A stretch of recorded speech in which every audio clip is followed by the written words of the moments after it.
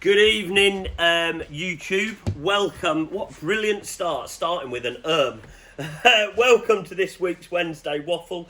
It is, in fact, the time of the week when I update everyone on what's been going on. So if you watch here regularly, please do subscribe.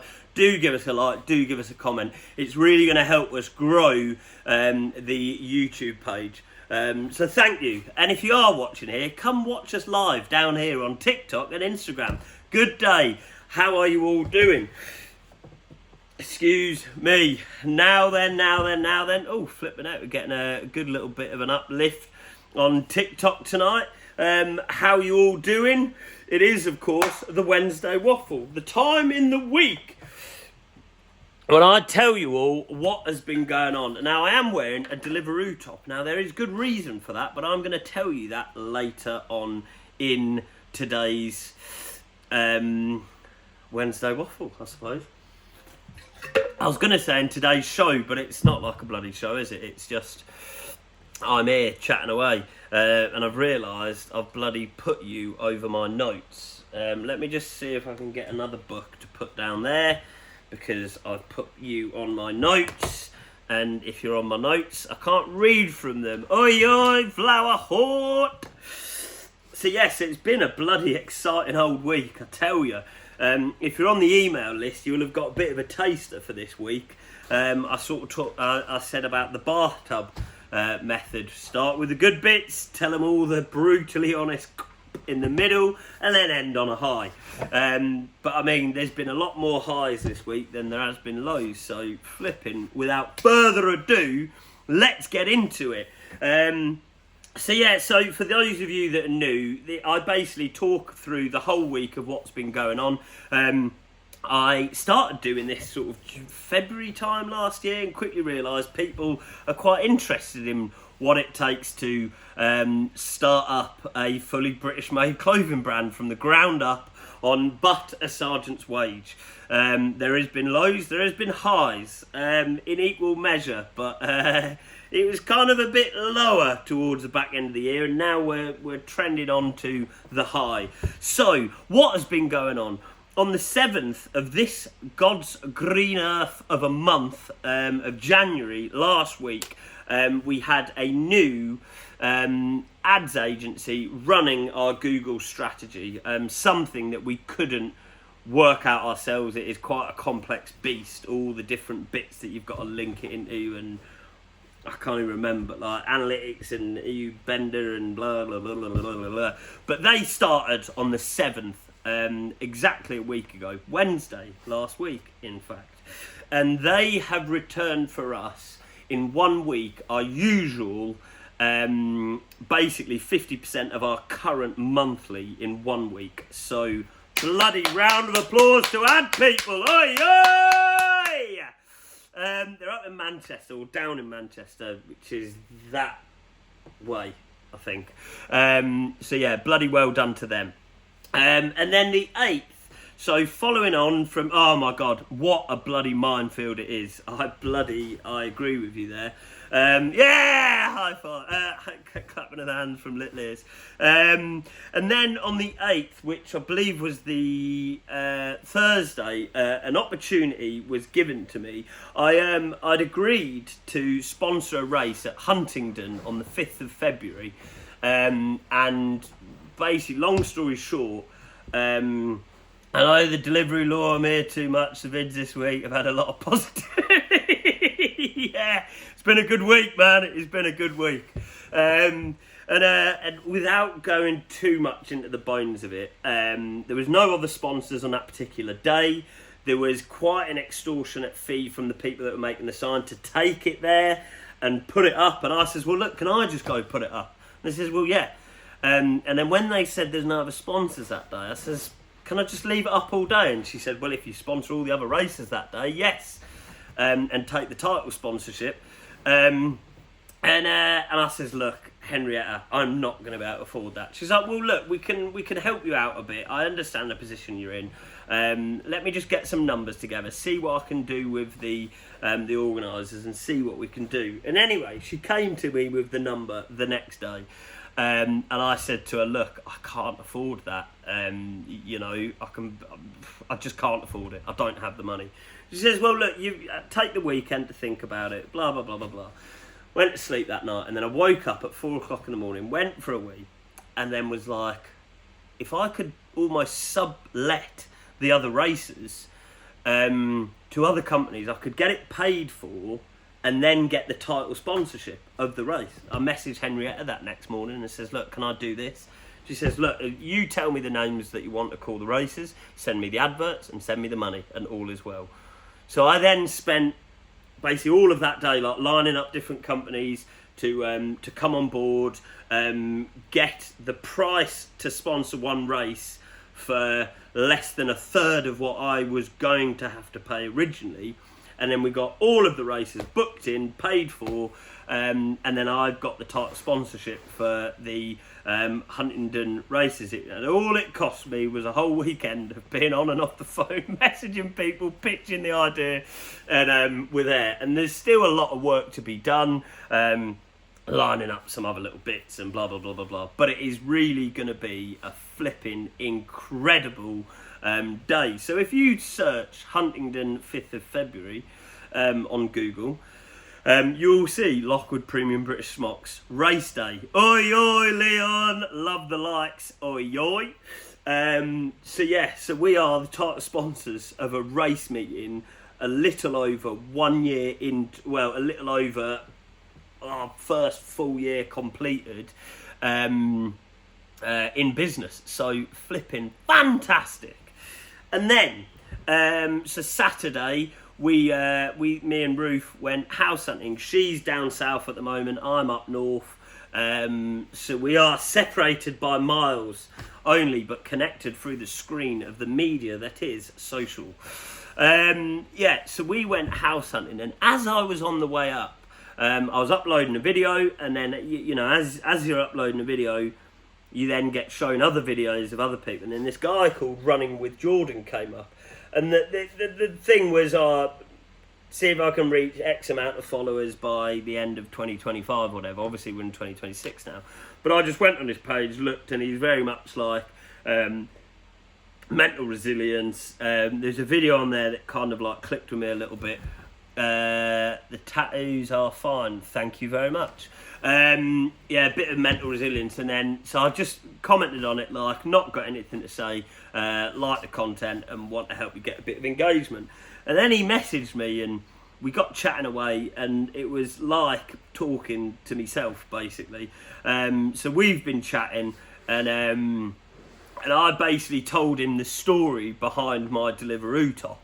So my first business, Lock Harness, it was, I mean, you can search it on YouTube, there's still the videos up there. It's an adult version of a baby carrier that I invented, basically from something that happened to the guy that sat just over there when his knee got blown out in the Falklands, and I took him down to the road because the helicopters. Feel free to chat around some business fair deals.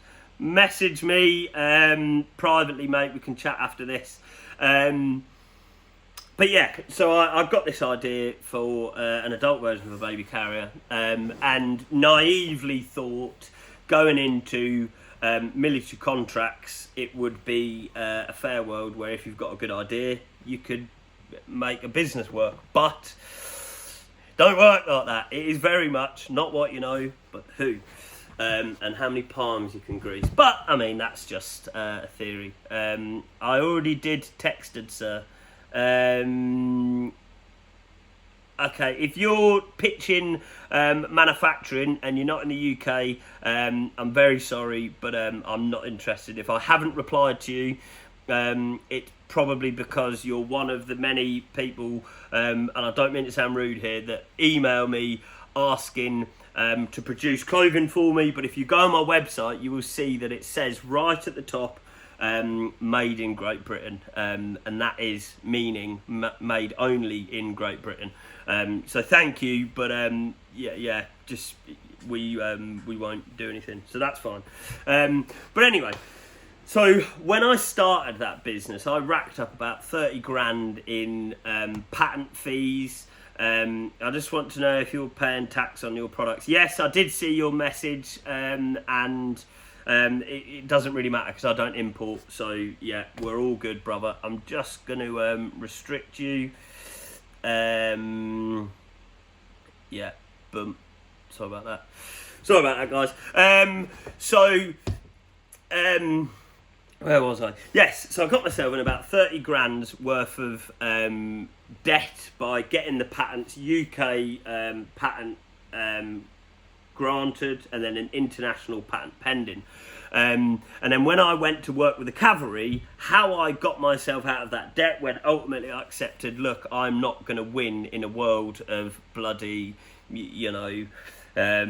massive multi-million pound companies that can put in tenders and grease the right palms, just a theory, and get their stuff over the line. So I went to the cavalry, had this enormous amount of debt which I'd accrued getting these patents.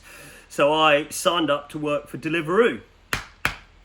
And my sort of working week in the cavalry, it was a 12-day working week. So you'd work every other weekend because you're working with the horses and they need to obviously be looked after. You can't just shut the doors on them at the weekend, throw them a load of hay and off you go and come back Monday and hope they'll be okay, because they wouldn't. So on them 12 days that I was working, it'd normally be, I'd wake up at 4 o'clock, I'd get my cold shower, do my stretching, have my double espresso, and then go to work till about 2-3 in the afternoon, come back to my flat, go to sleep for an hour, and then go out working from between 4 or 5 o'clock, depending what the weather was looking like. If it was really nasty weather, I'd go out earlier because it'd be busier, because people are just wanting to stay at home. And then I would usually book myself a Too Good To Go bag. Now, if you don't know what it is, check it out, it's really good. But there was a sushi place in Marylebone that their go bags would be 11 o'clock at night. I had to collect them. So I'd work through from between about 5 o'clock to 11, and then I'd cycle back from Marylebone, go to sleep, get back, stretch, eat, go to sleep, rinse, repeat. And I'd do that for 12 days and then relax on the 13th and 14th day. But because I did that, I then managed to recoup all that money and pay off my debt.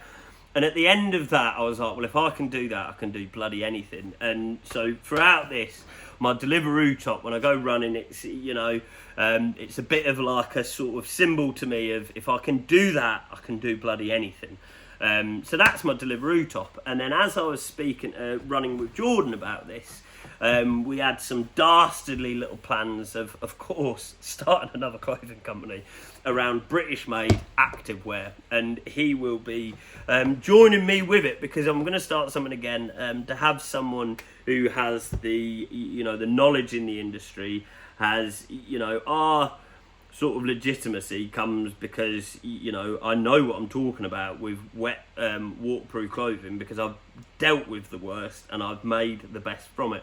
But I don't know endurance running and things like that. So it's like when people are starting to run long distance or just general activewear, although I like my designs, but I don't feel that I have the knowledge to give it the full legitimacy that I think something like that would deserve, like a fully British made activewear brand. So that is something that we're going to be starting to work on over the next sort of 6 to 8 months, maybe launch back end of the year, most likely next summer.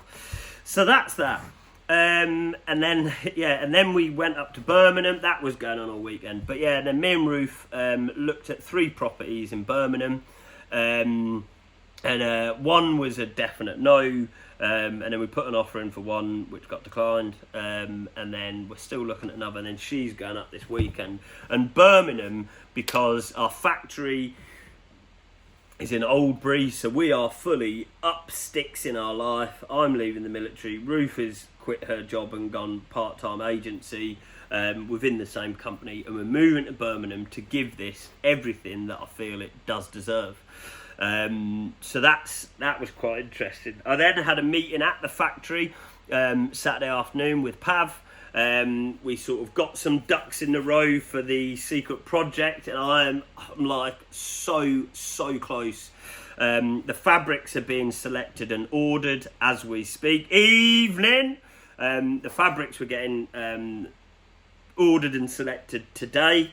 I'm just waiting to see some of the samples of them fabrics, because we want to get this absolutely right with everything. You know, we feel we almost nail it or fully nail it first time.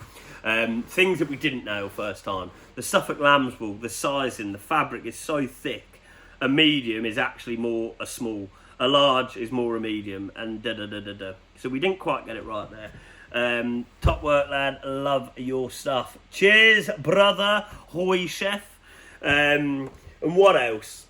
Putting buttons on the Cordura smocks on the first run. We've now moved to metal poppers. Okay, didn't get it quite right, but for a first attempt, only having to change that. Flipping, get on. So we want to make sure we get this absolutely right on the first time, because as soon as we release this product, everyone in the space is going to be scrambling to copy it. I absolutely guarantee it. And I keep looking, and I've not seen anything like it anywhere. Not with the unique twist that I'm putting on it. Yeah. So that's that. Yeah. On the 12th, I was basically at home and then travelling back up here when, if you saw my story the other day, you'll notice you probably haven't seen me flat cap on my stories the last couple of days. It's because I do what I always do in airports. I think I'm not going to queue up for the bloody plane. I'll wait till the last moment, walk up to the bloody no queue, walk straight in, be the last one to get on, shut the bloody, put me bag in, sit down, and we set off, because I hate sitting and just waiting in the bloody plane. That backfired slightly, because I was actually in Heathrow Terminal 5 at the A section.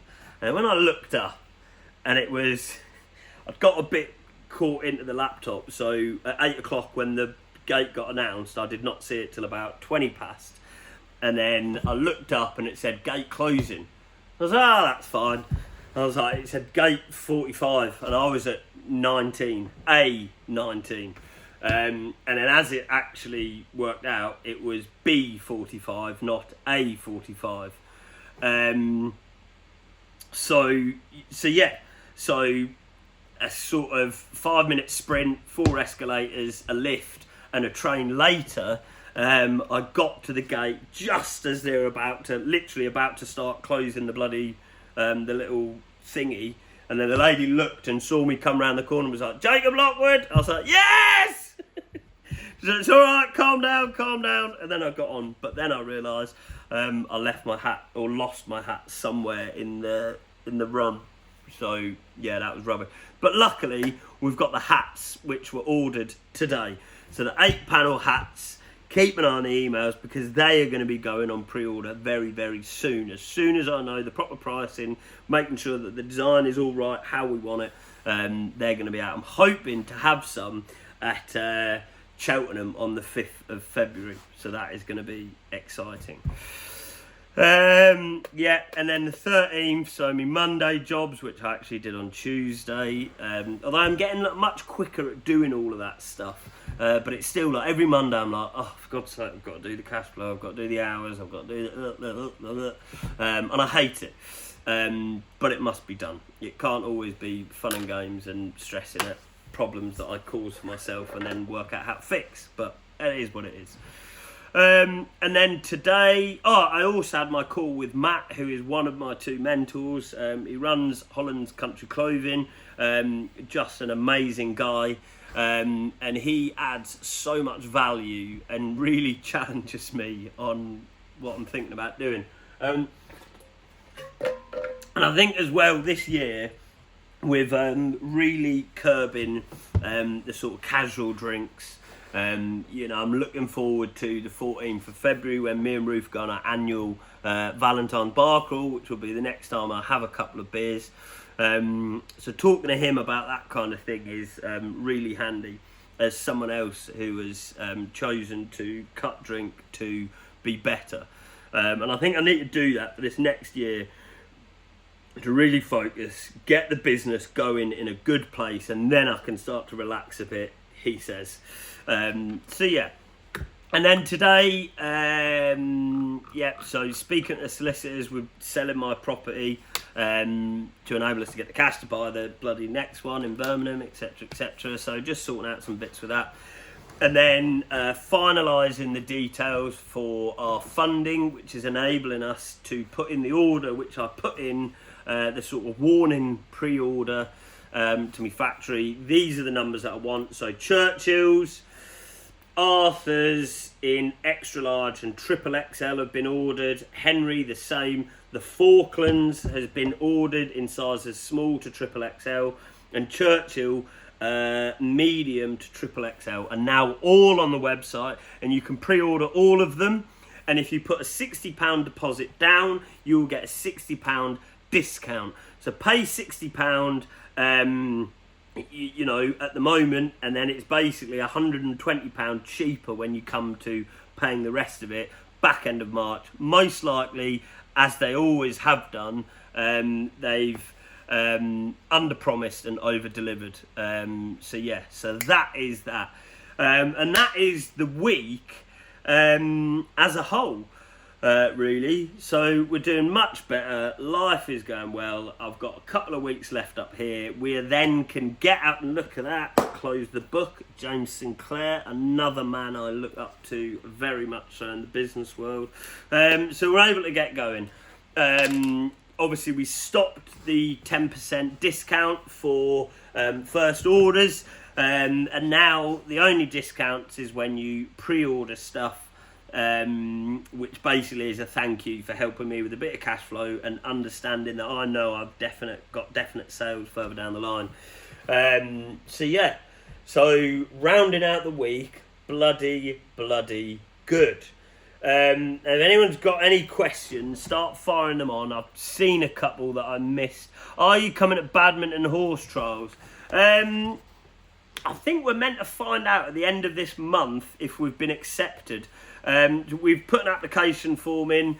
Royal Windsor, we've definitely got confirmed. The Game Fair at Ragley Hall, we've definitely got confirmed. Royal Norfolk, definitely confirmed. And then Badminton Burley, waiting to find out. I can't think. And then we've got Scottish Game Fair lined up, but I don't know if I'm going to be able to stretch to pay both deposits. Yes. And then other ones, Royal Cornwall, Royal Welsh, we're looking at. Royal Welsh might be difficult because that ends, and then the very next day the Game Fair starts. So it means we need to pack at Royal Welsh, drive to the Game Fair, set up that night and be ready to go for business the next day. But I'm nothing, if not one, for wanting to punish myself. But Ruthie would have to also deal with that. So we're going to have a little think about that.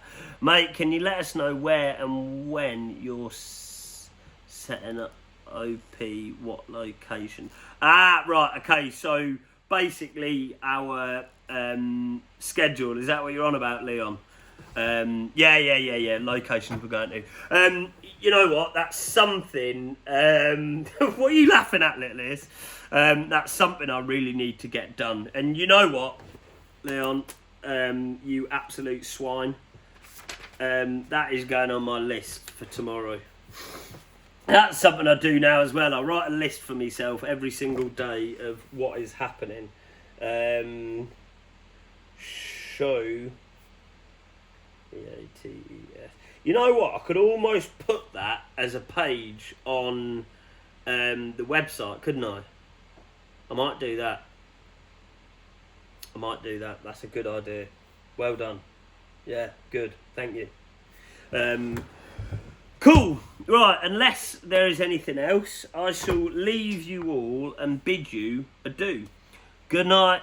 God bless. And as always, God save the King.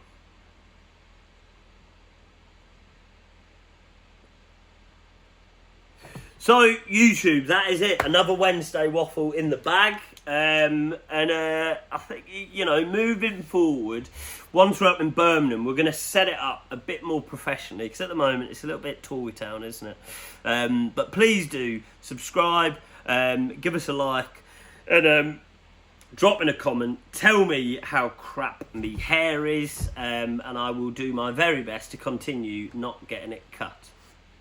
Good night, God bless, and as always, God save the King.